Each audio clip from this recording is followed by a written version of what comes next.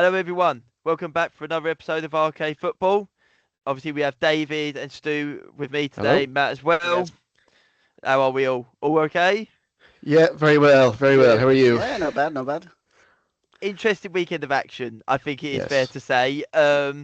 Did anyone win an accumulator in the world from this weekend's football? I'm going to say I highly doubt it. That There was will have a been one out there. There's always one yes, crazy accumulator shout. There's always one out there. Yeah, Yeah, someone must have won some money somewhere. exactly. But I think what better place to start than the biggest match probably of the weekend.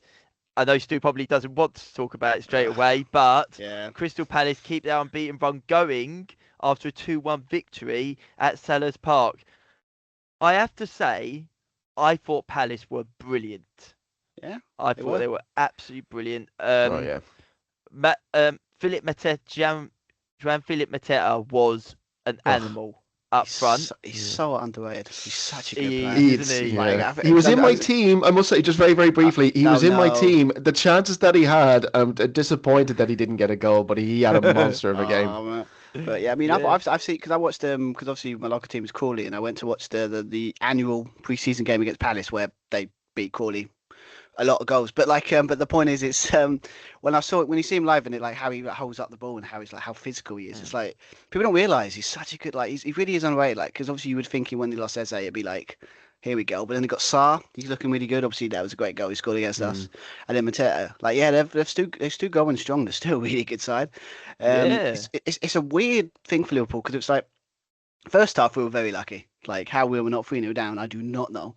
I mean, obviously, Yeah. again, Allison, obviously it's gonna help us out in that sense. But yeah, we were lucky. But in the second half, we changed it up. We did look quite good, and yeah, it was and obviously the equaliser. I think we deserved at least a point. But yeah, I mean, I'm it's one of those weird games where it's like you don't want you're kind of devastated that we lost, but like. It's been coming for a while, and maybe it might be that kick in the backside that we might need to actually start playing a bit better. But it's not the Yeah. end of the world. But I mean, Palace, I'm sure last week when you said the Palace game, you saw how nervous I was. So I guess it was justified because they beat us. So Yeah.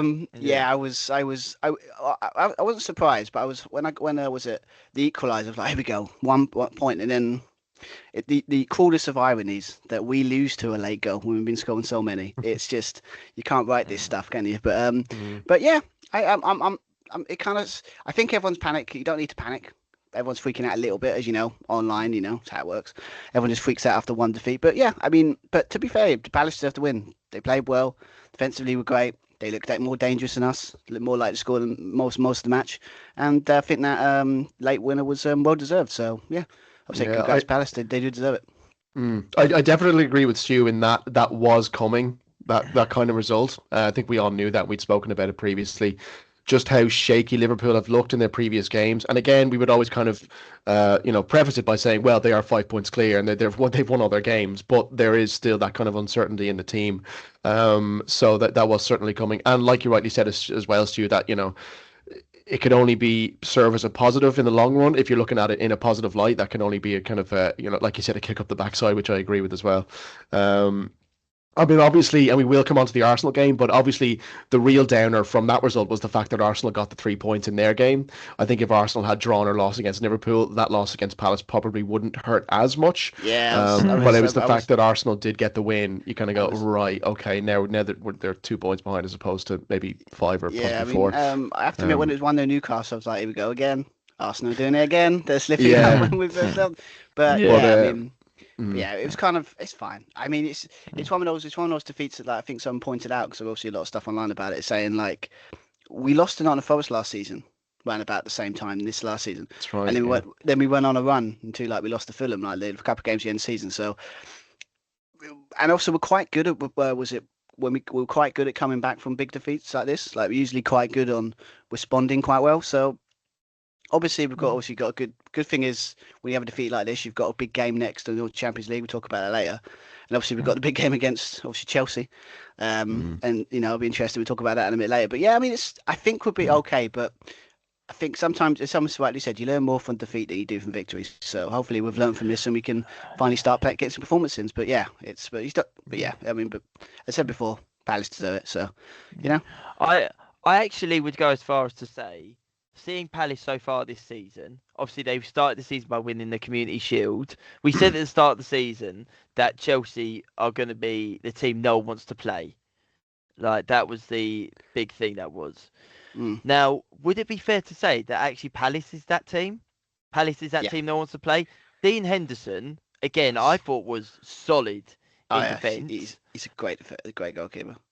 We said about Mateta already. Hmm. They, for me, they attacked Liverpool in such an impressive way. They didn't just overload the attack and just go for it. They picked Liverpool off one player at a time, Mm. and and then the moment they got the ball, it was like they launched, didn't they? They just Yeah, it's went, like, and yeah, I thought, I'll be honest, I think Glasner is you could argue he is maybe the third best manager in the Premier League at the moment.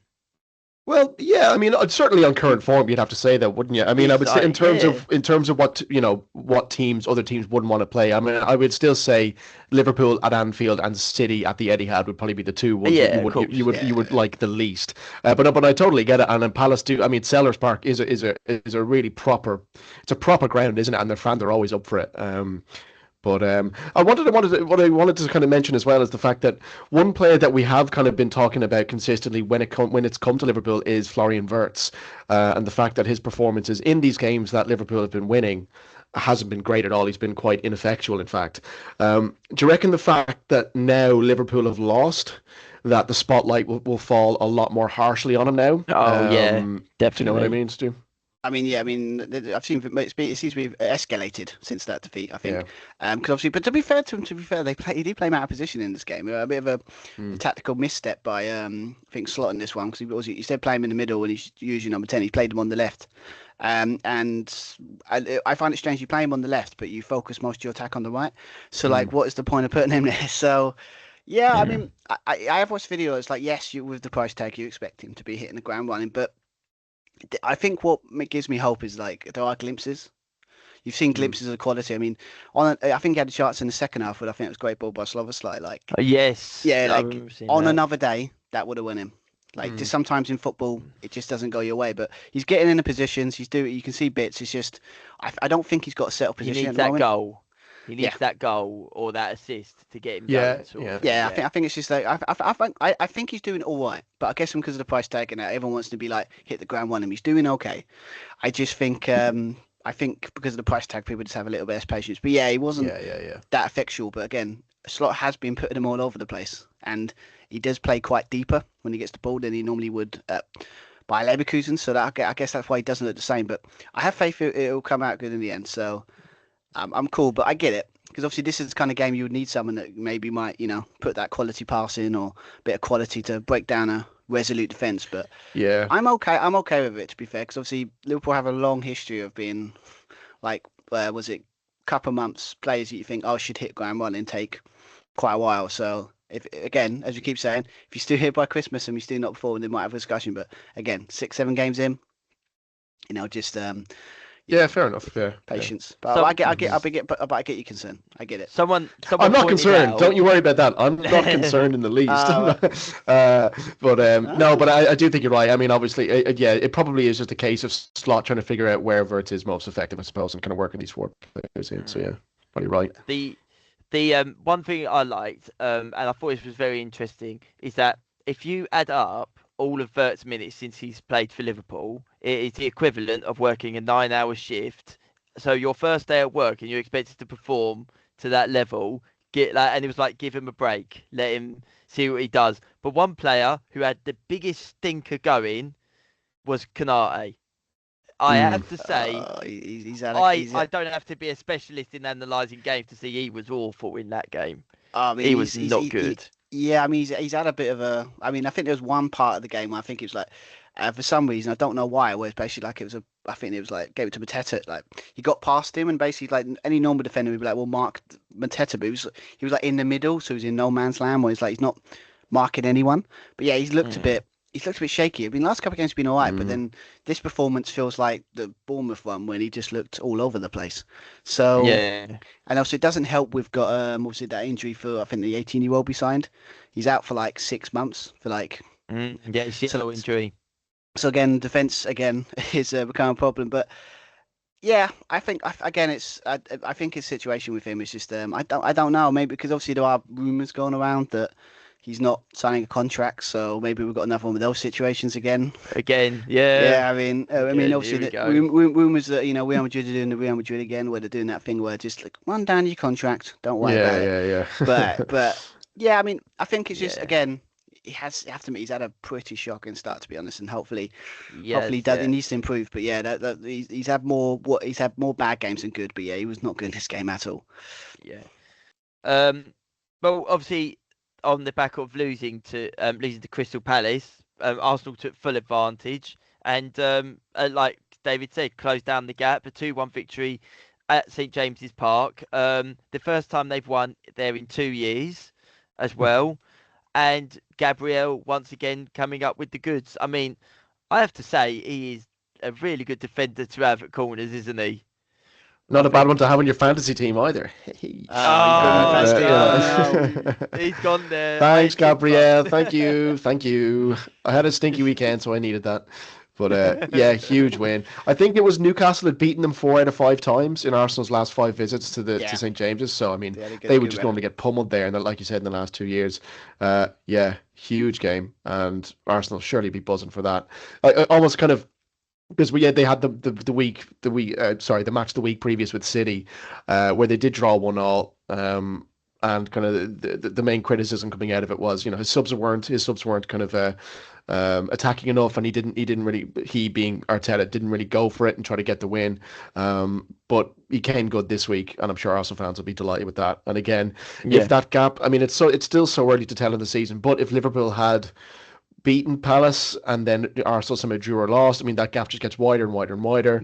But and again, another positive, Arsenal have had they've had some difficult fixtures at the beginning of the season. They went away to Newcastle, they played City, they went away to United and Liverpool. Played Liverpool, and they come out of that's 4 out of the 6 games. So they come out of the 6 games only 2 points behind Liverpool, which is not a bad outcome considering kind of how down everyone was on Arsenal last week. Yeah, and also our next couple of games are quite tough. I think we've got Chelsea.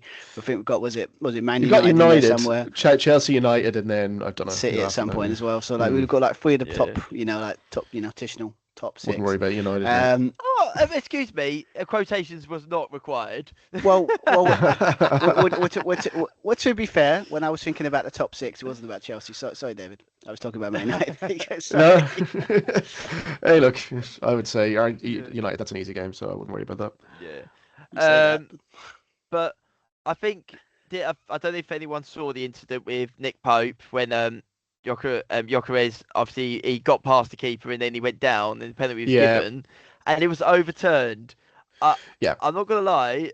I remember sitting there and I was like, "It's gonna be a penalty. Why are they even bothering with this?" And then they got to overturn. And I did sit there thinking, "Are you okay?" Really? I thought it was fair to overturn it. I mean, it took ages. It took ages to overturn it. I mean, 3 or 4 minutes. But I mean, you can quite clearly see. I mean, you do have to slow the replay down quite slowly to see that the keeper does get a touch to the ball. But he goes through your career to get it. But there is contact, but he does win the ball. If I think if he doesn't get a touch on that ball, it's a clear penalty. It's one of those, isn't it? You could argue either or really, but for me, I think he does get a flick on the ball. The ball clearly changes direction, and I think fair enough. But the issue I had was just how bloody long it took for VAR to come up with it. I mean, my goodness. If you're taking how many minutes was it? 5, 10, 5 minutes or something. It's why if you're taking that long look at the decision again, we don't want to go into the VAR debate because that'd be for a very long time. But there was a few this week, this weekend that I mean, what was it? I think there was another one with it was a blatant handball or something. I can't remember. He's blatantly handballed it, but the referee's gone, no, that's not a handball. I can't remember what game it was, but there's been some shocking. I've seen some pictures of some shocking decisions, but yeah, no, I mean. But again, it's we're praising Liverpool for the last minute winners and coming back. I got to give Arsenal the credit. They've Absolutely. They Yeah. looked they looked like it was going to be one of those games when it was like 80 minutes to 1, but he came back and won it, and I give him all the credit in the world for that. It's going to be a tight. I think we said it when the predictions. It's going to be a title race this year. It's going to be actual title I'm race. still sticking with Arsenal. So, yeah, me too. Arsenal, Absolutely. Yeah, Yeah. It's I the don't long know way who's to won. go. Yeah. It's going to be But, actual title. It's actually going to be actual title race. So we haven't had one for a long time. So I think. True. Yeah. I think my prediction of Arsenal to win the title aside, I do want a close, April, May. I just want a kind of these two, maybe City to come into it as well. Like imagine a three-way title race neutrally speaking, would be quite exciting. Yeah.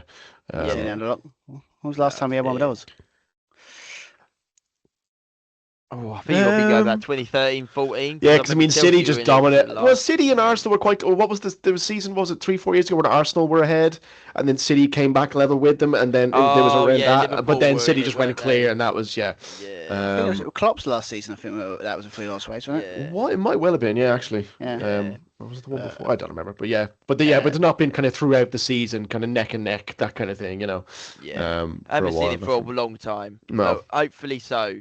The what was it? What was the thing I wanted to mention? Yeah, Nick Pope, again, another English keeper. He made some astonishing saves in that game, I did think, as well. Yeah, and he was good. I think that Nick Pope, he's starting to show his real true quality again and making a push maybe for that starting spot in the World Cup, because I actually do think he is very good. Dean Henderson's got a shout as well. I mean, he's looked really good. Obviously, as we talked about, with obviously how good he looked at the Liverpool game, but like he's been really good. Like it's kind of a nice thing to see. We've just got so many good English keepers. They're just really, really good. So it's like if I was Thomas Tuchel, I'd be looking at going, oh my god, like I've got to choose one of them here. But they're all really good form at the moment, I would say. I mean, yeah, you've got to look at it about how are they going to fit into the way you play. It's like that thing, isn't it? Pickford distribution is brilliant. I think Nick Pope's a better keeper. So I still think even at that, and just with the tournament experience that Pickford has, I still think it'll be Pickford to start for England in the World Cup next year. I think Pope and Henderson would have to have bloody good seasons to take his spot. But it could be between those two to be backup keeper. You never know. Yeah. You never know. But well done Newcastle. I know it was a defeat in the end, but I did think they played well. They did play well in that game. So now on to another defeat again. We'll get the Chelsea one out of the way as well. 3-1 defeat at home to Brighton, and again another player sent off. I'll be honest, I'm getting really a bit sick and tired of the like Maresca is getting a lot of stick and all this stuff, and everyone's going, he doesn't deserve all this stick. You got to think what he's done for the club and all this yada yada yada. The manager doesn't have the power to bring in certain players because that's up to the board. So defenders and goalkeepers, that's for the players that were brought in, that's down to the board. I am not blaming Maresca for that. What I do blame Maresca for though is when we are losing games and you're leaving your attackers on the bench.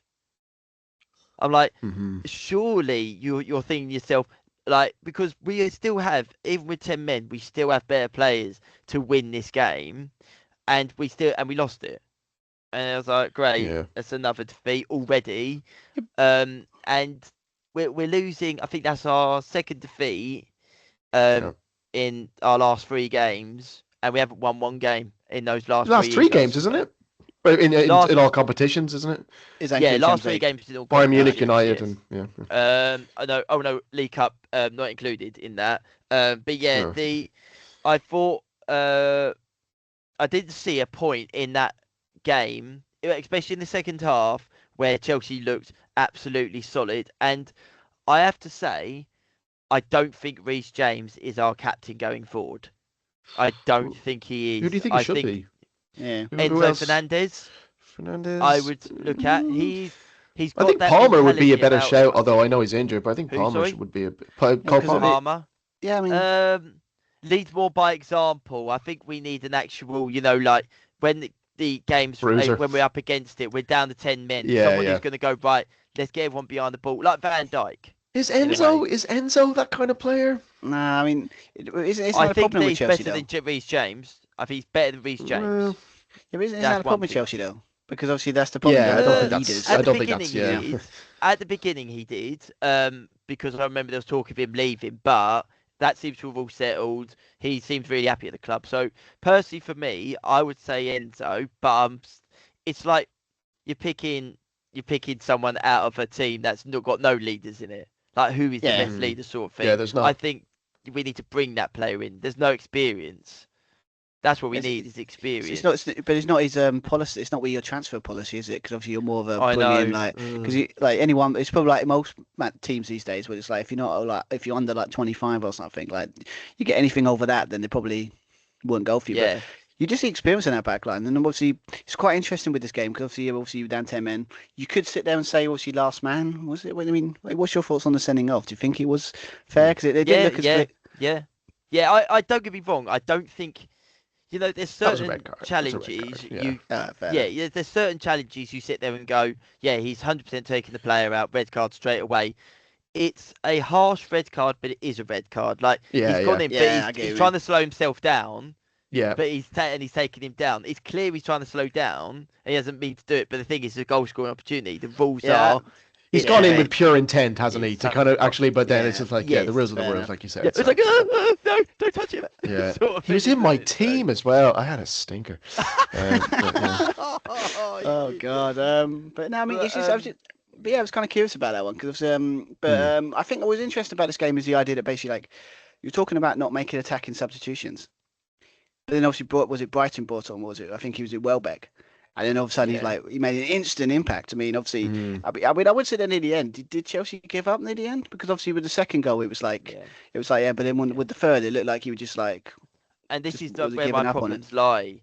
Is that this deflateness all of a sudden in our game, we just go, oh, stuff it. And it's like, no, come on. We don't need brilliant players on the pitch to be having this mentality to get back in the game or try and hold on for a point or a victory. Yeah, we shouldn't need that. Yeah, well, for perfect example, as we've just been talking about, the Arsenal seem to have started to get that. Liverpool have got it. Like obviously, City at times have it. It's like these teams are just like if you want to be successful, you got to have that. When things aren't going your way, you got to grind out results. But unfortunately, with Chelsea, I just don't think they obviously haven't because obviously when it was 2-1, they just kind of gave up. This and you still I know it's down 10 men, but you still want to go for it, don't you? Like you got nothing to lose really. Just a bad patch, really. I don't really see. Sorry, but I don't. Yeah. It's not. I don't see Maresca's any danger of No. But I mean, who's Chelsea's next couple of games? Well, they got us. So we're next. Oh, that's right. Yeah. As Great, Stamford yeah, Bridge, great. So Great. So basically, if Chelsea win, won't be on next weweek. I won't be on next week, so I can't. Oh, you'll have to be. No, Stu. You'll have to come on. Those are the rules. Oh God.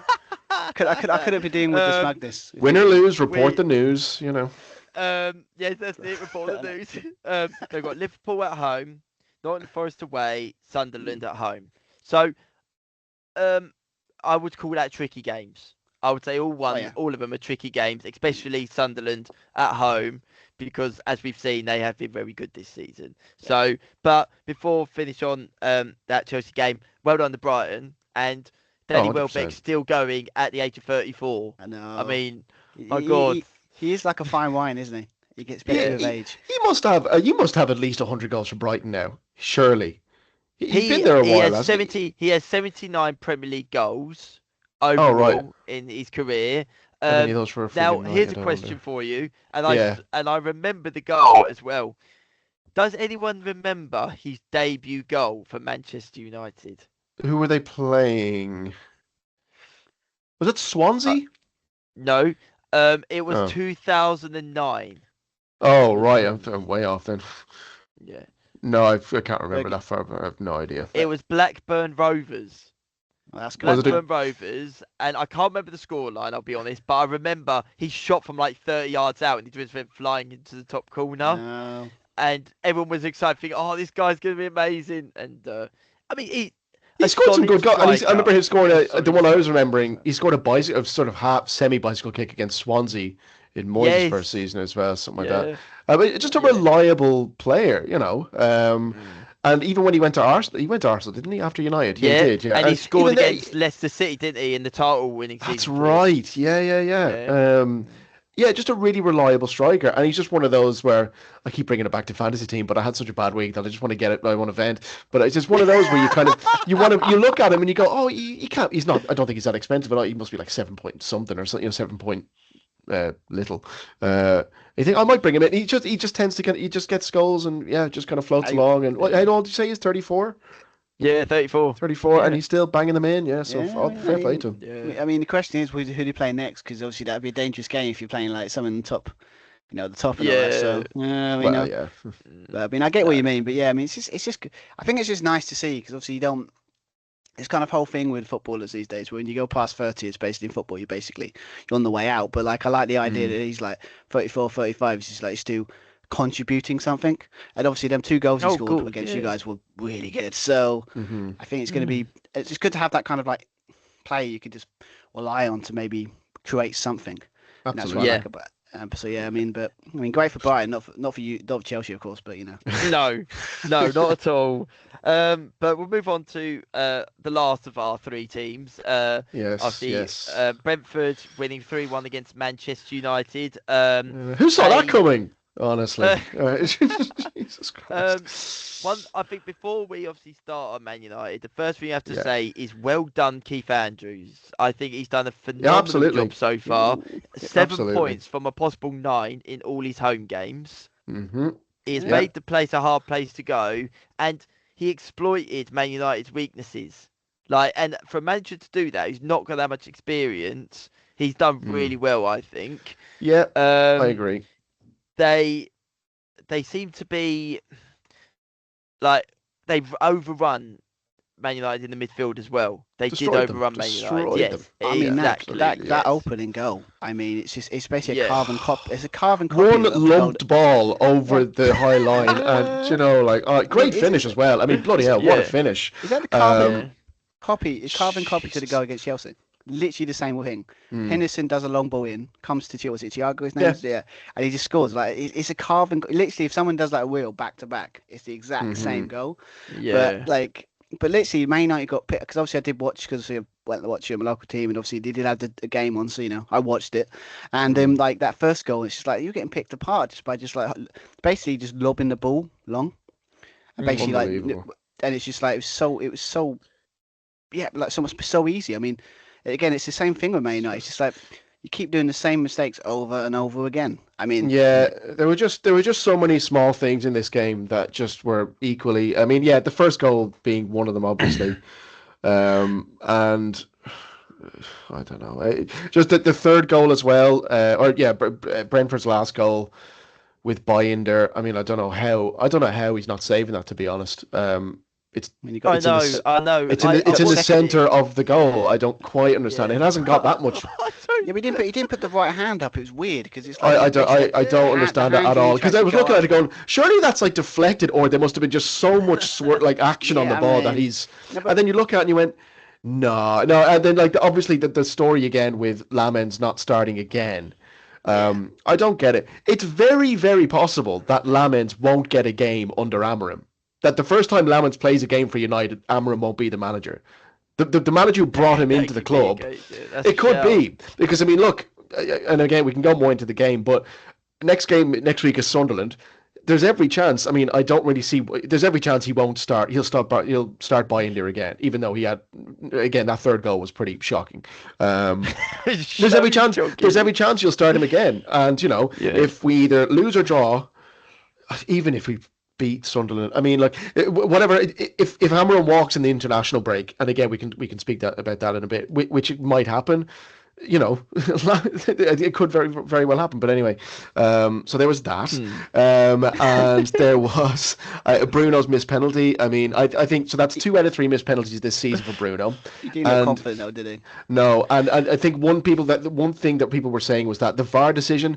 I mean, again, we were speaking about VAR earlier. That 3-4 minutes, and then Keith Andrews, that wily such and such, brings on 2 subs after that VAR intervention, just to elongate it a bit more. It's like, you slimy little... But anyway, I think we've underestimated this guy. I think he's a bit more knowing than we know. Yeah. But, so we did that, and then it was like 6-7 minutes, and then I remember watching the commentators going, "Oh, it's taken a long time. He's got a long time to sit, to stand around, think about what he's going to do." Blah blah blah. Almost like it was an excuse when he missed. Well, benefit of the doubt, he had that much time. No. But when you're going to put the penalty, score the penalty. There's no. I'm sick. The two. Hang on, Stu. There's the 2 penalties he's missed this season, right? It's almost like there's an excuse, for the first one, that stupid ref intervention thing, and then this one I've seen people say, well, I mean, there was a long time between the decision being called and then the VAR review and this and that and the other. Like, no, I'm sorry. Can we just please put the penalty away, Bruno? If he misses his next penalty, I think they should be given to someone else. I don't know if Cunha took penalties for Wolves. Give it to Cunha. I'm sorry. I've had enough of his terrible run up. His awful. Oh my God! It was a terrible penalty as well. It was a good save, but it was a terrible penalty. I mean, to be fair, it did help that obviously Burnley but Brentford have got like one of the best shot stoppers in there, because obviously that's pretty much his MO, isn't it? Like, but yeah, I mean, I have to admit, when I think we were watching that game live, and I was watching, going like the way he looked, he's like, he's not scoring that. He's more than confident. No. You weren't sitting there going, he's putting that away. You sit because he looks so deflated in a way. I know, yeah. I was like, here we go. Yeah, I know. You just got a feeling, didn't you? And I felt bad for Sesko as well, because he had a decent game. Obviously, got his goal. I mean, he had three bites of the cherry to score it. But he eventually worked it in. It's like pinball. When they play pinball, and it just it was funny. Like he went header, right foot, left foot in. Finally, yeah. So I mean, happy for him to get a goal, and he didn't make too much of a fuss about it. He kind of gave it that, and then let's get on with it kind of thing. So I'm glad he got his goal. But it meant nothing in the end, so I felt a bit bad for him, because I mean, he needed a goal to kind of get his United career up and running, if you like. Although I did see, I saw a rumor today that United are looking at Vlahovic from Juventus, possibly bringing him in the summer, the striker. So I don't know. Again, a rumor's a rumor, but I mean, what can you do? But in terms of Amorim, it's difficult. It's hard to kind of say anything. I mean, look, the match was at 12:30 on the Saturday, so there's been all day Saturday, all day Sunday, and all day today, and everyone's had their say in Amorim. So, there's not really much that anyone has said, kind of prominent football figures have said, that I would necessarily disagree with. I do think he's had it. I think he's run his race. I think even if, I really don't know if it's United Sunderland, if that's on the Super 6, I honestly don't know what result to go for in that one. I haven't a clue, because Sunderland are obviously going really well in the league so far this season, and United are just so predictable in their unpredictability, that who knows. But I think, and the next question that always comes up is, well, who's the replacements? And in the last, I think, sort of couple of last sort of 12 hours or so, there has been a rumor that this whole Gareth Southgate name has floated up again as being a possible replacement. And so far as I can tell, the only reason he's being considered a candidate is because he has strong relationships with people within Ineos, and presumably that means Jim Ratcliffe as well.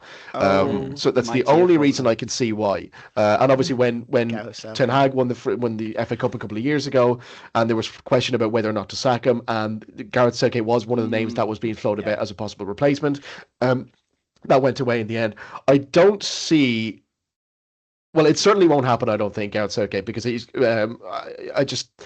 Again, you never know. I mean, there's not very many options out there, to be honest. Well, but you say there's not many options. I don't understand why people have so much against Southgate. Don't get me wrong. I'm not saying he was unbelievable. I'm not saying he's unbelievable. I'm not putting up there with Guardiola and all that stuff. I'm not saying that.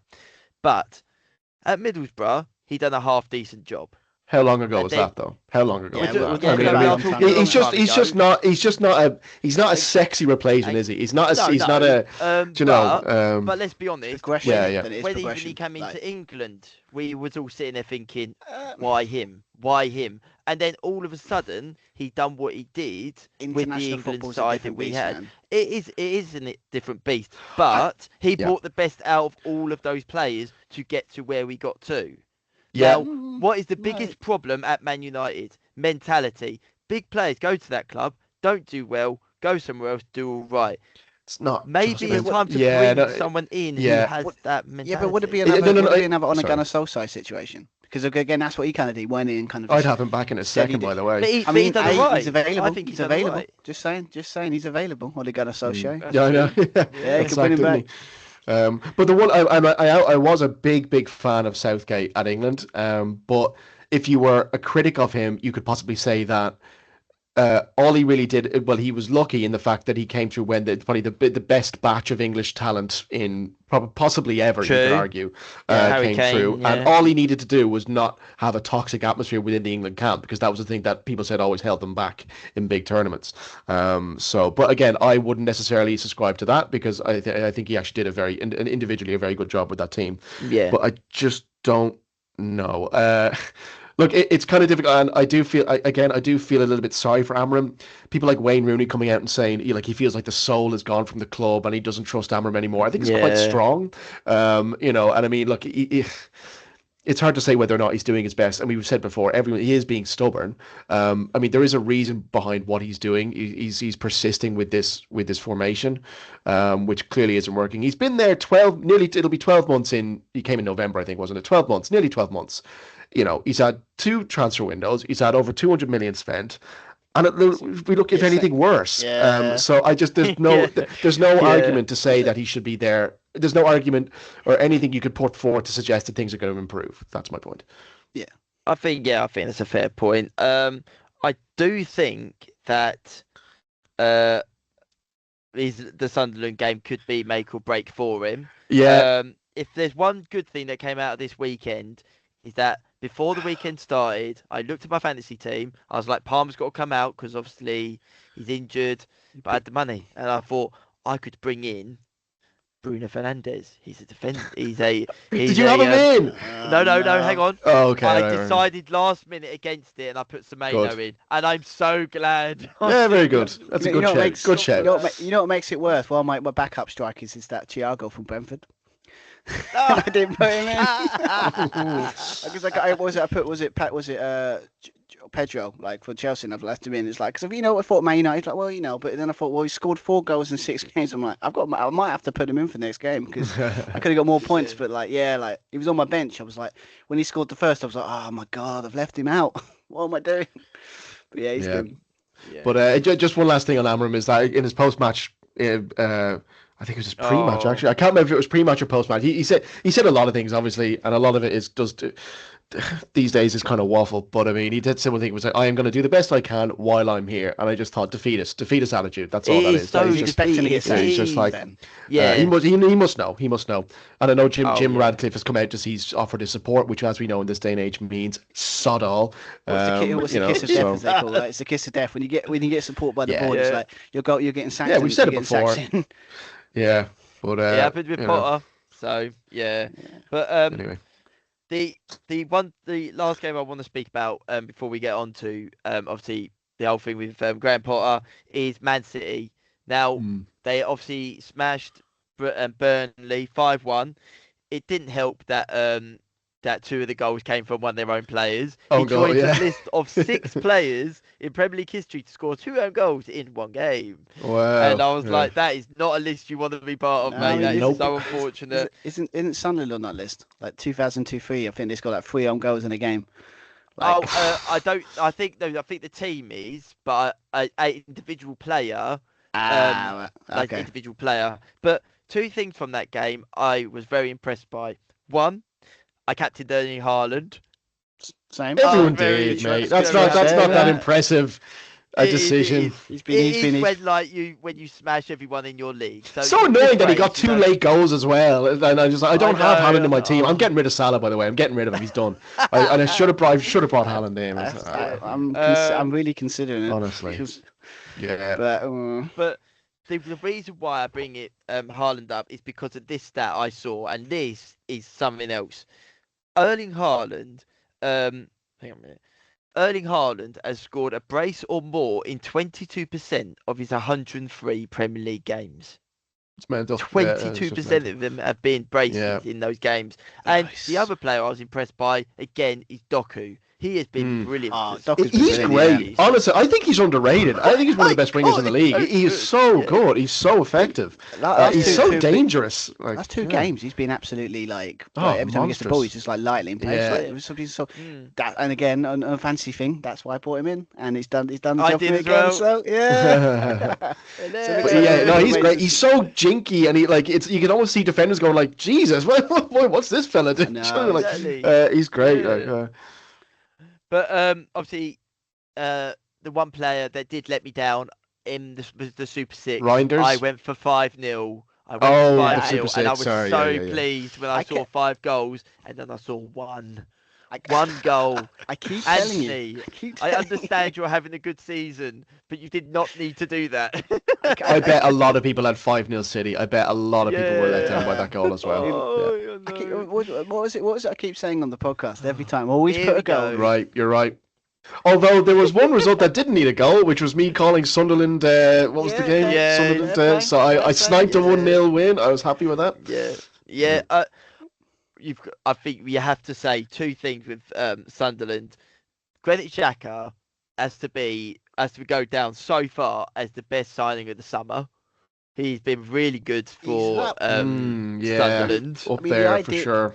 It's interesting because the idea that basically was at Bayern Leverkusen, they were just like, Champions League and all that, and he actually went to them and said, "I want to join Sunderland." He actually came out and said that, and then he's come there and he's been absolutely immense for them. Like, he's going to be one of the reasons they stay up, like for sure. I think they will stay up. They'll be just fine. 100%. Like from what I've seen, I will firmly admit I think I've got this wrong with Sunderland because they are 4 points off of Liverpool.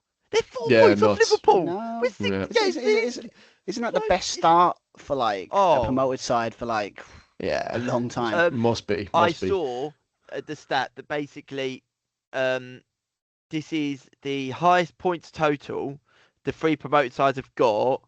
For the last 3 seasons. The last 2 seasons, they're the equivalent of 8 points. All 3 teams together have 23.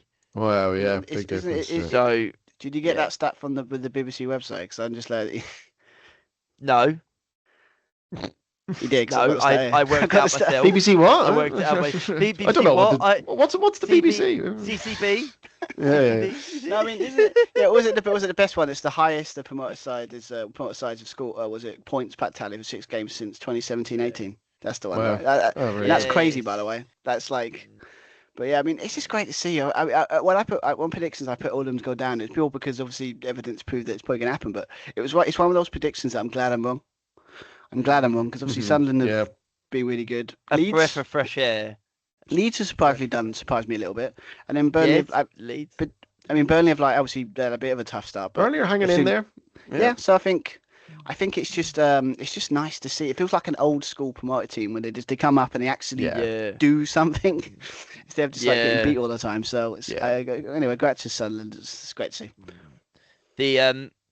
But they've like we say they've done well there. Leeds done well in their game. They got a draw against Bournemouth, who have probably been one of the dark horses of the season. Yeah. They've gone quietly about their business. Semenyo again, just quite possibly a dark horse for player of the season so far. Semenyo, my word, he's good, isn't he? He has been really good. I think Daniel Farke has had a good start to the season, but I'm sitting there thinking in my head, wait till November, December time when the games really start to congest. That's when you're going to see teams start to crumble. So we'll see when it gets to that point. But well done to Leeds, getting another point on the board as well. Aston Villa got their first win. Oh yeah, of season, course. So Carl will be absolutely delighted, I'm sure. Yeah. Only Watkins got. I had 0-0 in that game. What was I thinking? I was loving it at half time. You went for the 0-0. Yeah, I tried to be cheeky. Don't do it. I tried to be clever. Yeah. I was buzzing at half time. It was 1-1. I'm like, just keep that result. What did you have? But then I had 1-1. I had a short. Right. Yeah. And at half time, I was like, yes. But then obviously Villa had to decide to get their shooting boots on and decide to score. And it's 3-1. Yeah, good win. But moving on to obviously when this all goes up, West Ham would have obviously played their game against Everton at that point.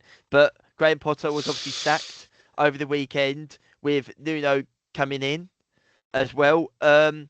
Is it fair to say that West Ham have acted quickly, because if Amorim does get sacked, Nuno could have been an option? Is that fair to say? It's an interesting. It's an interesting. I mean, it's one of those where you can never like valid. You can never sort of find that to be true or false. Do you know what I mean? Like it's an interesting kind of a. I think they just sacked Potter simply because. It could also be a thing as well with the promoted teams doing so well. There's a bit of it more of a panic from the established teams to kind of get a new manager in quickly, and Nuno was free, and we need to stop this kind of decline quick because relegation could be a very big possibility this season if this goes on. But I think they've secured it. Well, obviously we all know the quality Nuno has, especially his time at Forest was hugely successful. Remains to be seen how they do. And like you said, they're playing tonight against Everton, which very, very quickly, my captain, I captained Grealish this week. Bit of an outside shout. So we'll see. I've stuck him in. Yeah. So just as an aside, two scores, like 2 assists and a goal, and then it'd be anything that'd be lovely. I would love that. Yeah, I'd love that. But anyway, but I mean, I think I put him in this week. I put him this week as well. So we're both on that one. But isn't it funny that we at the beginning, sort of the first couple of weeks, we were all saying it's going to be Potter to get sacked, isn't it? Potter's going to be the first to get sacked, and it was Nuno at Forest, who's now at West Ham, and he's taking Potter's place. It's just weird how it all kind of ties in together, I love how one of my favourite posts. I wanted to put Potter. I remember. But I think we were all saying we all wanted to. I wanted to change manager. Mine was the Wolves manager. That look. Yeah. But I think in the first couple of weeks, do you know what I mean? We were all saying, well, he's probably going to be the first to get sacked because they've been terrible, So, I think we're going with the Wolves manager. But Graham Potter's time at West Ham, let's be honest, was not good. It was not good. His points to game ratio was 1.05, which isn't good. His win percentage was 26.32%, which is one of the lowest in West Ham's history. How long was he there? Avram Grant. He wasn't there long. Was it less than a year? It was less than a year, wasn't it? Right. He had a total of 19 games, including an FA Cup game, and won 5, drew 5, lost 9. So it doesn't make for good reading, and I think it's fair to say that when you lose some of your big players in the summer, it was always going to be a hard season for him. It was always going to be a hard season, I think. But will he be back in the Premier League with another job? Do we think? Potter? Do you think? So what was his trajectory? It was Brighton, Chelsea, and then West Ham, wasn't it? West Ham, yeah. And he waited a while for that. Better, bad, and worse. So it just went right down like that, didn't it? I mean, if I was him, I would go. Honestly, if I was him, I would go maybe see him get a championship team and get a project, and then work his way back up that way. Because I think it would be a massive risk for a Premier League side to take on Potter now, because that's 2 Premier League jobs where hasn't gone his way. So I would say, I mean, I think he's basically a manager that needs a club that's a project that's going to be can fund him and proper back him and have kind of want to play his style. Unfortunately, trying to play his style with a West Ham side that's a team that doesn't really want to play that that's not really known for playing that. So it was always a bad fit from the beginning, you would say. West Ham are, for me, one of the most frustrating group of fans in the Premier League football. Uh-oh. They have the mentality. Get ready for there this. You're going to get the hate comments this week, Matt, not me. I'm ready for this. It's fine. Go on. They have the mentality of Liverpool and Man City, that they think they should be up there, but actually they're just as good as blimmin' the likes of Leeds, Burnley, and Sunderland that have just come up. They think they deserve so much more, and they're like, oh, we should be playing this way, the West Ham way. And it's like, no, you play a way that works with the players that you've got. That is what you do. Paul was not good, but you've had managers in there who weren't good. Lopetegui was a good manager. He is a good manager. I never rated him, to be honest. No, you think? No. Well, Lopetegui, I mean, just to digress a small, when he took the Real Madrid job just before Spain were due to play in the World Cup a few years ago, that was just such a strange move, and I don't know. He seemed a bit. I never liked him, but as a person, even though I don't know him. But no, I don't think West Ham have ever been the same since they left Upton Park. To be honest, I don't know what it is. There is a lot of. They have to admit that there is a lot of. They won the conference. The conference. What is it? The Europa Conference with Moyes, obviously, which was massive. This is the thing for me. They won the Conference League. They weren't brilliant in the league that year, I remember, but they won the Conference League and they still demanded more. For me, that I'm sorry, that there's nothing wrong with demanding more, but yeah, I see what you mean. But I just personally, as you can tell, I don't like them. I don't like West Ham that much. But yeah, I think that the most interesting thing that's come out of this appointment is that Graham Potter in the Premier League this season only got one victory, and that victory come against the manager they just appointed. Against Nottingham, of course. That was such a freak result. Like no one's talk about ruining accumulators. That would have destroyed everyone. No one would have gotten that. Like I think we talked about it at the time, wasn't it? It's like all of a sudden Nottingham Forest were on top, and then all of a sudden just last 15 minutes, West Ham got. You know what? We're going to go and win this game. And it's why not? The irony of basically was it Potter got Santos kind of sacked. And then obviously now he's a job that football's a strange thing. It is, yeah. It all just comes around again, doesn't it? It just, I think it's a great appointment. I just think his style is going to work perfectly for West Ham. So I just think was it solid defensively, good on the counter. I think West Ham is perfectly set for that. Will flourish under. 100%, yeah. Under his management. They're gonna. It's basically Moyes. It's basically Moyes again, but just. It's just, it's basically Moyes, because that's what Moyes was. Solid defensively, solid at the back, and then obviously hit on the counter. I just think that's, with the players they've got, I just think it's the only way they can play. I don't think they can play like the kind of possession type stuff.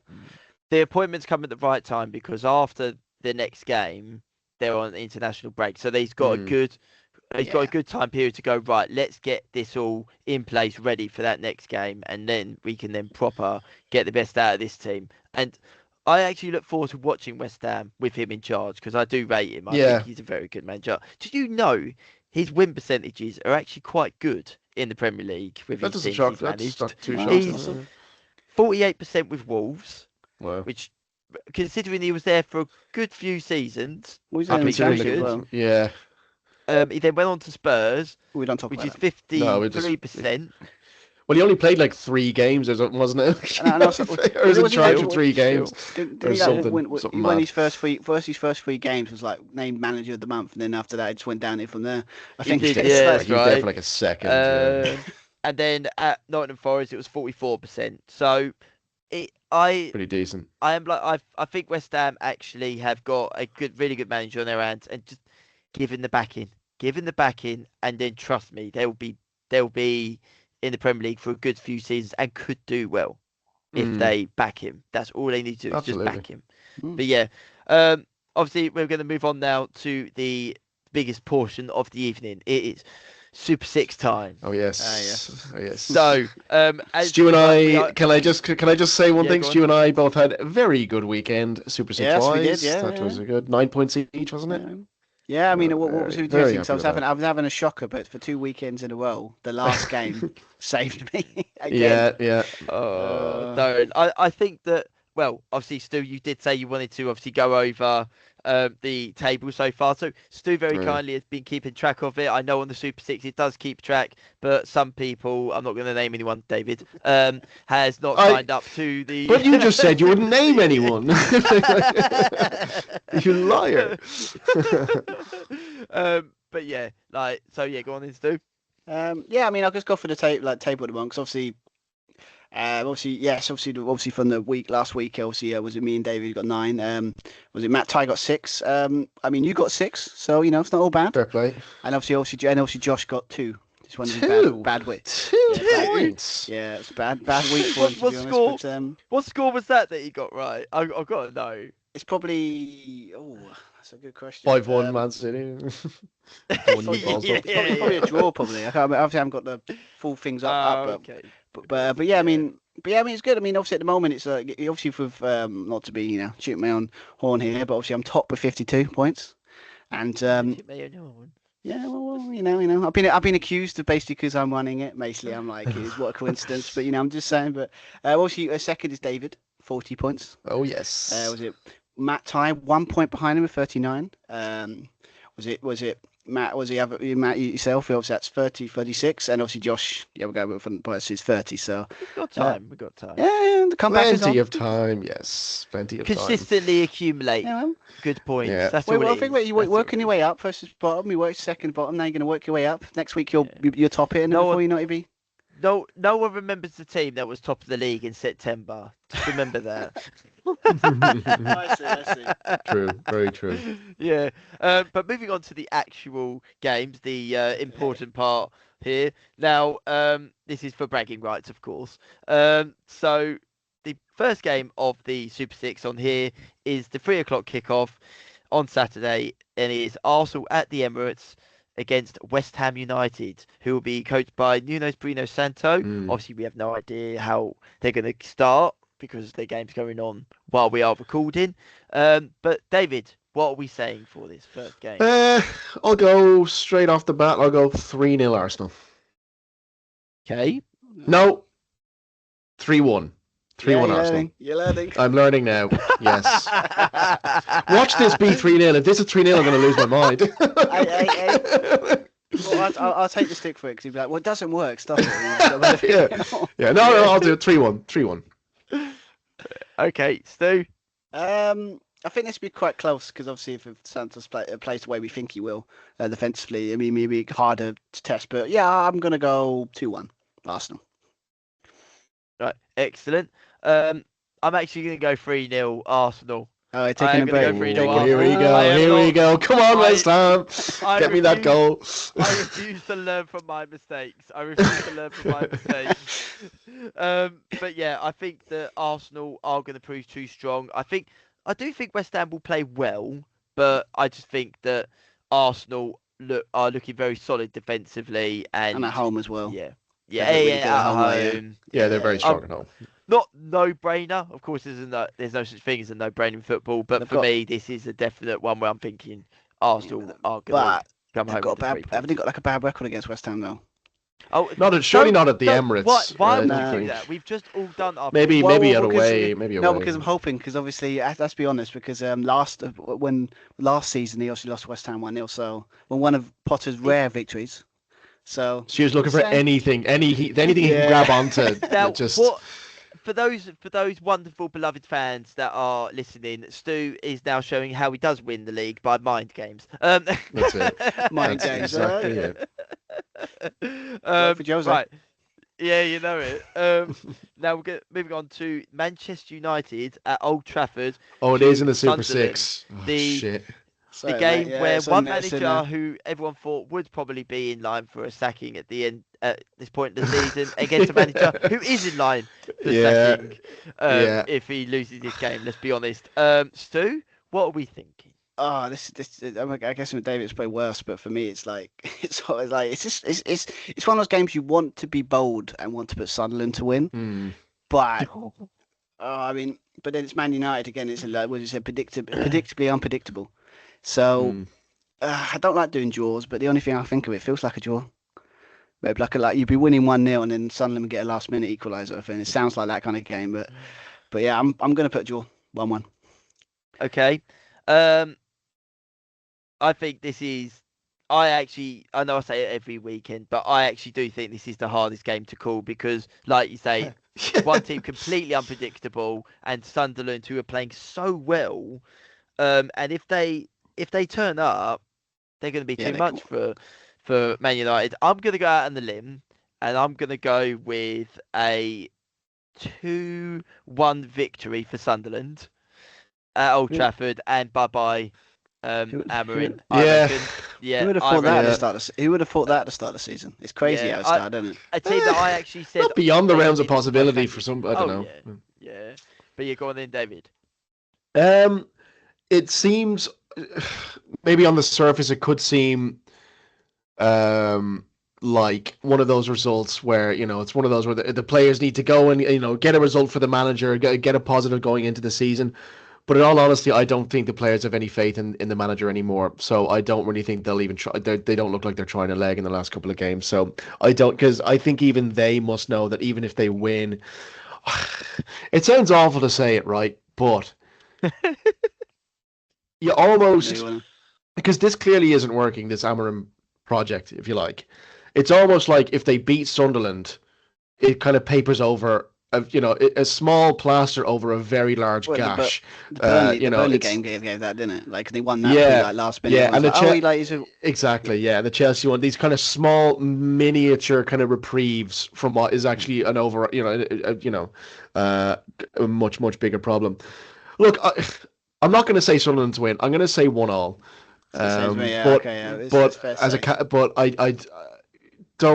I don't think anyone would be surprised. Like, people won't have been surprised to see Brentford win. They won't be surprised if Sunderland go to Old Trafford and win, because they have been really good this season. Yeah, no, I agree, and I think that it does have that feeling of. I know people will say, "Oh yeah," but then every game can feel like that at the moment for Man United, where like the Brentford game, well, surely he's getting sacked and everything. But this does feel like a thing of, if he does lose, he could actually be sacked, because the international breaks after that, and there's no reason just to go keep him there and go, well, actually, we're going to cut ties because that gives us time to bring someone in. I think if they lose against Sunderland, that's that. Isn't it funny, just to cut it, the international break, and no one really it's a typical thing where no one really likes the international break because it cuts away from domestic leagues, but it's almost become a shorthand for managers to lose their jobs. It's kind of, it's like, well, it gets the international. It's like a more negative thing, because like it's international break, and we're talking about they can sack him, they can sack him. It's grand because it's the international break then, so it's grand. But I don't quite know what my point was there, but 1-1 I'll say. No, so and then moving on to two heavyweights in the Premier League, Chelsea versus Liverpool. I like to say heavyweights. Two heavyweights. Yes. Okay. Liverpool are heavyweights, please. Thank you. Yeah, and the other team. I was going to say what Chelsea heavyweights. That's a given. Anyway, obviously I'm starting with this one. It's at Stamford Bridge. I thought it was on Anfield. No, I'm not very optimistic about this game. I am seriously considering taking João Pedro out of my team, because I think that he's had that. He started off really well, but now he seems to be not doing well at the minute. I think he'll do well at Chelsea, but he's not playing well at the minute. He did pick up a knock apparently as well, which don't help either.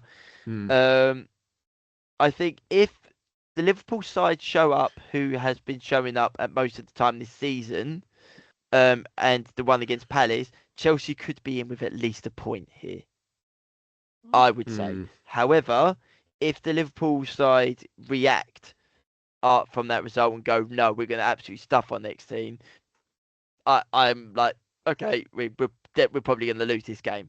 But I am a Blues fan. I'm a Blues fan. I am going to be optimistic, and I am going to go with 2-2 in this game. 2-2. You've nicked it. You've nicked my bloody. Because I was going to say there have been some high-scoring games at Stamford Bridge with top six matchups at Stamford Bridge rather, and I was going to say 2-2 as well. 4-4. Will I change? No, I'm going to. No, I do think 2-2. I just see 2-2 in my mind there. So yeah. Okay. Go on, Stu. 4-4. Go on. Oh. yeah. Well. Don't go 0-0. I mean, to be fair, like I would never. I don't think I ever put a Liverpool game to be 0-0. That'd be just like I don't know why I would do myself. I guess that's disgraceful. But they've scored in the last 40 Premier League games. Is it? It must have been a lot. Yeah, I was thinking how many? Let's be honest. Of all the games, like there's goals in this game. Let's be honest here. You'd be crazy to put 0-0. But yeah, I mean, I think with this one, it's obviously again. Would this be like will we get a reaction? I mean, obviously with that way Chelsea played in last game, obviously they look a bit shaky. So if we finally hit our stride, and finally I think we're going to win this.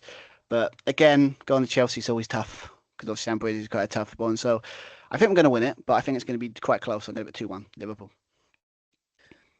So much bias. Anyway. Me bias? Never. Not at all. Not against the team like two heavyweights. Like we're talking about heavyweights here. Yeah. I mean, Okay, well, let's let him have that one. Let him have that one with the heavyweights. Well, do you know what? Really You, nice. you can't even argue because I mean Chelsea have won quite a lot of Premier League. You know, they have won a lot of trophies. I mean, like in terms of like if you in the history of the Premier League, if you like, they are kind of a big team, but not this season. They've been shocking. Well, this you are the season, world but, champions, so I Yeah. guess If fair play. oh, the world champions of well, what? let's make this interesting I'm though. sick of hearing of that bloody trophy. We'll make this interesting though, as this is a game that is again will be bragging rights going into next week's podcast. Here is the bet for you, Oh yeah. Stu. Ooh, here we go. Whoever, if it ends a draw, no one has to do anything. Okay. If Chelsea win, you must wear a blue top. You must wear a blue Has top. he even got a blue Like, top? and I'm talking, yes, we are talking nice blue. Chelsea I do blue. actually. Okay. Oh, you do? And I'm Yeah. assuming that if Liverpool win, you wear red top. No, it's too obvious. I'm not wearing No, it, just so take out you your know. Liverpool jersey in the back there, Matt. Matt, you must have a Liverpool Yeah. jersey there in your bottom drawer there, mate. Yeah, there you go. Always do that to be true. I always do that. You secretly a Liverpool fan. It always makes sense. Yeah. Okay. That's Fair why I enough. pick So up obviously, Luis Suarez. Yeah. yeah. So that's what we're saying. If Liverpool win, I'll wear a red top.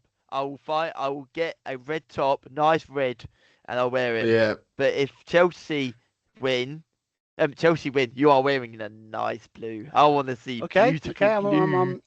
I'm hope. Well, all I can sit there and say is, hope you enjoy wearing that red top. Yeah. And if it's a draw, I'll wear no top. I'll just. No. Do it. Was it?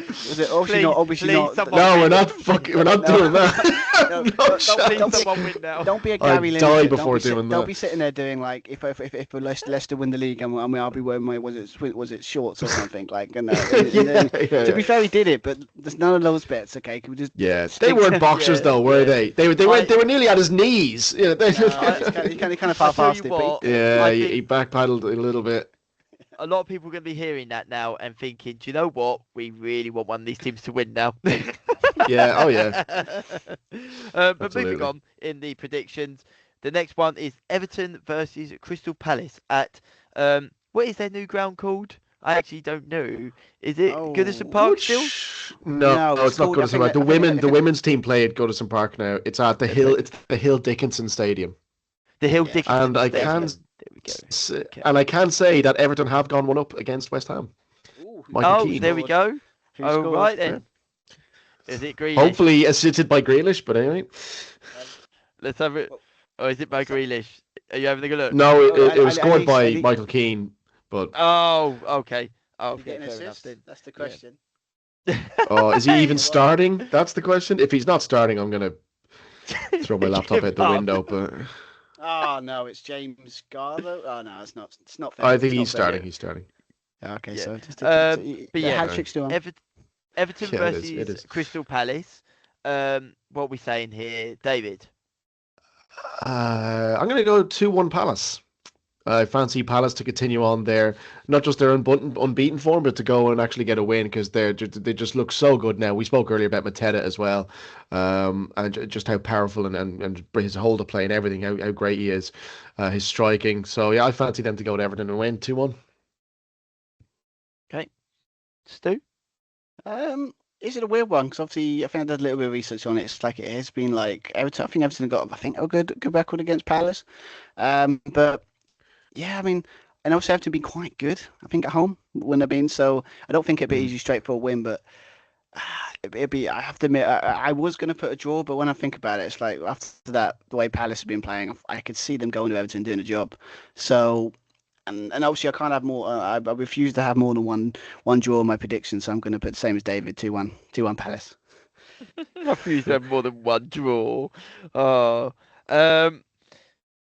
If Everton win this game, I think it would be fair to say a lot of people would be like, oh, like sort of thing. That was against the books, not too against the books, but No, it but I think it wouldn't be depends the on how they do favourite tonight result. as well. If they win tonight, Yeah, and if they, if they win Momentum, next week, you yeah. think, well, that's kind of, they're in good form. or Yeah, whatever, but true. I'm favouring either a draw or a Palace win here. I'm gonna. Oh god, it is a tricky one.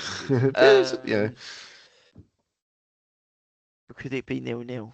No, I'm joking. No, I was we're not thinking going 0-0. 0-0 They again. have No. had some. They have contested some 0-0s in the past. Yeah. I did think that at first. But I thought, no, Palace are But then, really. but the way Mateta was playing the other day, if he does that again, I think, yeah, I'm gonna go with 1-0.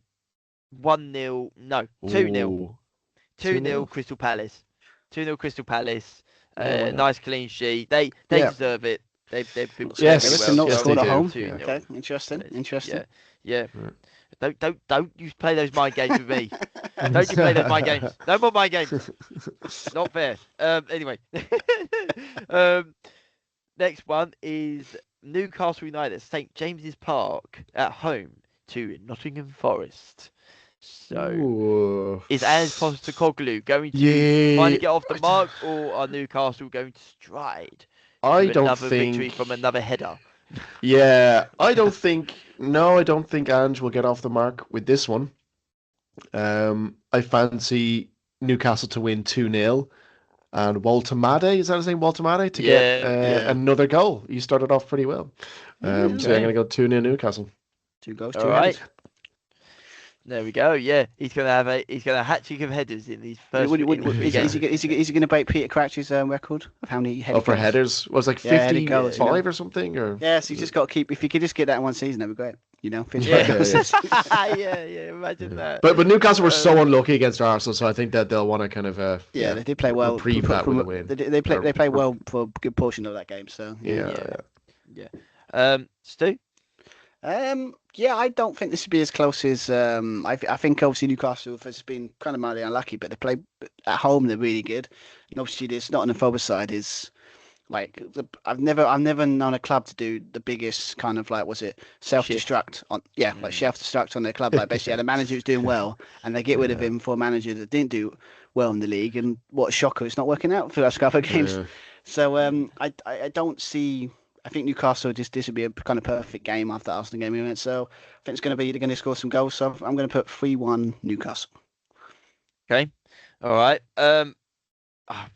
It's so tempted to go out on the limb and go for another clean sheet, but I think that's a bit too dangerous. Another clean sheet. Just a bit. Definitely a Newcastle win here. I think that I seriously think that after this game, Ange, like there'll be a lot of heat on Ange Postecoglou after this game, because it'll be like, why have we sacked such a good manager for this guy? Like, why have you brought him in? I think now Potter's been sacked, he's the second. I'd argue that he is the second highest manager in terms of heat on him at the minute after Amorim. Yeah. He's like, and he's only been there 5 games. And I mean, what makes it worse? Not as many as that, but yeah, he's taken one of the best defensive sides in the league and made them really bad defensively. Like it's some of the I think. I can't believe it. Like just. I mean, it's like I do not understand. I mean, it's just a crazy club, Nottingham Forest, isn't it? It's one of those situations. Obviously, David, you would want them to go down because obviously you predicted it, so that's what you want. But like, but like you, Ange. Yes. Yeah, I mean, it's just one of those things where it's just like you kind of want them to go down now, because it's like they've made such a terrible decision that basically like there should be consequences to decisions like that. Absolutely. So I reap what you sow. I mean, like you said, so you said it perfectly. They're completely self-destructed. Like there was just absolutely like there was almost no need for it. You know, the riff with the manager and the owner and stuff like that. It's like after the season they had. I mean, it's a shame, really. You know. It's mental. But I'm gonna go with a. Oh, I don't know. No, I'm going to go for it. Oh, God, I can't believe I'm doing it. 3-0 Newcastle. I'm going to go with. I think that Nick Pope was so good in that last game. If he has another game like that, I don't see them getting past him. I think Ange Ball is not working, and it's still not going to work on Sunday either. I think 3-0 Newcastle. I'm half tempted to put the Newcastle striker in my team. I'm very tempted. Oh, yes. I was thinking that to myself. Yeah. Yes. Oh, yes. Yeah. Go straight in my basket. And then the final game of the Super 6, and it's the Sunday 4:30 game. Brentford are at home to Manchester City, a team that have not been beaten at home yet against a dark horse in the title race. Interesting. So, what are we thinking here, guys?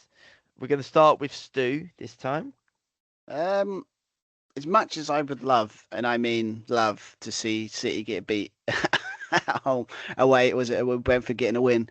I just don't think I think you would be crazy to go against the idea that City have done. It looked pretty all right recently. So, and this is the kind of game that City normally do pretty well in against. So, I think Brentford are going to score, but I think it's going to be 3-1 Man City. Okay. All right. Yeah. I think the addition of Donnarumma has clearly worked. It's clearly worked. Yeah. He's been brilliant so far. Brentford, though, at home have been really impressive. I've actually been really impressed with them. Defensively, they don't look sound, but they look comfortable at times. But you're talking about the best striker in the Premier League at the minute, having his worst season in the Premier League. In his time in the league, it's insane. It's mental to say that. I mean, From his high standards, though, that's the thing. But yeah, it's ridiculous. But yeah, he's definitely one of the best. I think that I do agree. I think that it's going to be it's going to be a tricky game, but I'm going to go with 2.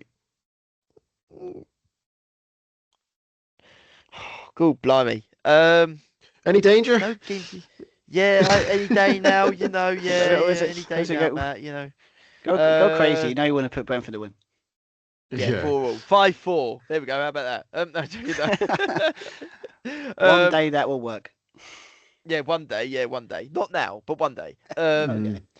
I'm going to go 3-1 Man City. Yeah, 3-1 Man City. Okay. Yeah, that's fair. I think the temptation isn't always to look obviously at the previous result. I mean, and Brentford absolutely battered United. And they scored 3 goals. You never know; they could do it again. But you should never trust a team's performance against Man United if you're judging them in the next week, because Man United just make every team look way better than they actually are.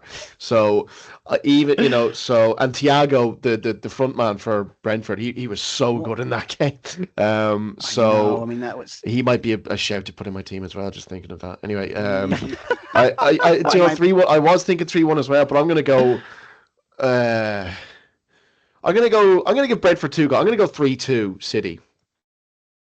3-2 City. Yes, Nice. Okay then. Okay, We have our predictions locked in. Yeah. So this is the final round of fixtures before the international break, of course. We have got the Champions League to worry about this week and other European fixtures too. So it is a big week ahead. We will be rounding it up next week. But trust me, I will be the happiest man alive if I am walking into this podcast next week and that camera goes on and Stu is wearing that nice blue shirt. I'll be, look at that. I mean, if you beat us, I will be gracious in defeat. A little bit sour, but I'll be gracious in defeat. Yeah. But I would. But again, I would love it to see, where, because obviously you've always wanted to wear red, because I know your secret Liverpool allegiances. He's a closeted Liverpool fan. That's exactly it. We all know it to be true. So obviously, if you beat them at the weekends, don't think as well. What a 2-week swing it would have been. Sorry, Matt. What a 2-week swing it would have been, going from Arsenal being 5 points behind and everyone kind of being down in the dumps about Arsenal, going, oh God, it's going to happen again. Liverpool are going to run away with it. To cut to 2 weeks where if Liverpool lose to Chelsea and we all think Arsenal are going to beat West Ham. Arsenal could come out of the week, could go into the international break in the lead at the top. Just what a 2 weeks that would have been for Arsenal. What a swing, I know, but the only downside to that, of course, obviously for Liverpool would be downside. But downside, we have to put up with Arsenal fans going on about it over and over and over again. So just switch the laptop off. I don't care. Switch the phone off. I know. We just. I mean, was it AFTV? AFTV. They will be absolutely loving it. So that's just for that's the one sanity, downside, I guess. We don't want to see it. So absolutely. Come on, West Ham. Right. Well, we'll leave it there. Obviously, we'll see you all next week, of course, and round everything up again. But thank you for listening. Don't forget to like and subscribe and share our content. Okay. Yes. But we'll see you soon. Take care. Bye, guys. Bye. See you later. Bye.